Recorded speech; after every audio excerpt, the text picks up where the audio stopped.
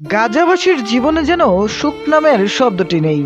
দীর্ঘদিন যুদ্ধ চলার পর যুদ্ধ যখন বন্ধ হলো, তখন গাজায় নেমে এলো আরেক বিপর্যয়। গাজায় টানা বৃষ্টিপাতে ফিলিস্তিনিদের দুর্দশা আরও চরমে পৌঁছেছে। গাজায় জরুরি সহায়তাকারী সংগঠন এমএসএফ এর জরুরি সমন্বয়কারী ক্যালোরিন সেগুইন আল জাজিরাকে জানান, সেখানে এখন শুকনো জায়গায় রাত কাটানো এক ধরনের বিলাসিতা হয়ে দাঁড়িয়েছে।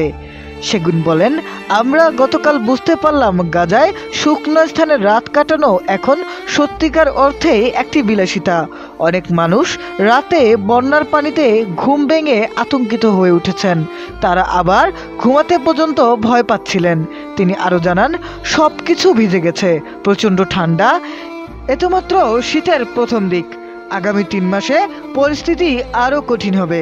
বর্তমানে তিনি গাজার উপকূলীয় এলাকা আল মাসাওয়াতে অবস্থান করছেন, যেখানে পরিস্থিতি সবচেয়ে বেশি নাজুক। সাহায্য সরবরাহ আরও জটিলতা বেড়েছে উল্লেখ করে সেগুন বলেন, তবুও ঔষধপত্র, প্রয়োজনীয় জিনিসপত্র আনতে এখনও প্রচুর জটিলতা রয়েছে। ইসরায়েলি বাহিনীর পক্ষ থেকে বেশি প্রশাসনিক অনুমতির প্রয়োজন হচ্ছে, যা সময় ও প্রক্রিয়াকে আরও কঠিন করে তুলেছে। তিনি জানান, অসংখ্য আহত ও অঙ্গহানি হওয়া মানুষ এখন তাঁবুতে মানবেতর জীবনযাপন করছেন। তাঁবুর ভেতরে হুইল চেয়ারে নড়াচড়া করা প্রায় অসম্ভব।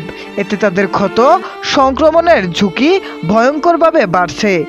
এছাড়া শিশুদের স্বাস্থ্য ঝুঁকিও বাড়ছে বলে সতর্ক করেন সেগুইন। গত শীতে শিশু বিভাগের হাসপাতালে ভর্তি ছিল ব্যাপকভাবে বেড়ে গিয়েছিল, যেগুলো ছিল একেবারে সাধারণ প্রতিরোধযোগ্য শ্বাসতন্ত্রের সংক্রমণ। এবছর পরিস্থিতি আরও দুর্বিষহ হওয়ার আশঙ্কা রয়েছে। গাজায় বৃষ্টিপাত, ঠান্ডা, আশ্রয় সংকট ও চিকিৎসা সেবার অনিশ্চয়তা মিলিয়ে মানবিক পরিস্থিতি প্রতিদিনই আরও গভীর সংকটে ঠেলে দিচ্ছে ফিলিস্তিনিদের।